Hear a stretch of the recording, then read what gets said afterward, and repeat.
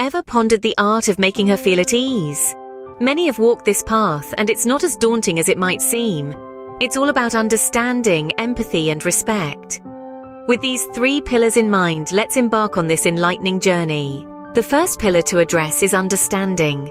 It's crucial to comprehend her needs, desires, and fears. This means listening with intent when she speaks. Each word she utters is a window to her world.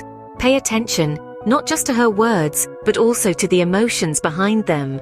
This will give you a deep insight into her mind and heart. Moving on to the second pillar, empathy. A little empathy goes a long way in making her feel comfortable. Try to put yourself in her shoes and understand her perspective. This will not only make her feel valued, but also help you build a deeper connection. Remember, empathy is not about agreeing with her on everything, but rather about acknowledging her feelings and experiences. Now, let's delve into the third pillar, respect. Treat her with the same respect and dignity that you would want for yourself. Be mindful of her boundaries and never overstep them. A healthy relationship is built on mutual respect and understanding. Now let's revisit the 3 pillars we've discussed. Understanding. Listen to her, pay attention to her emotions, and try to comprehend her world. Empathy.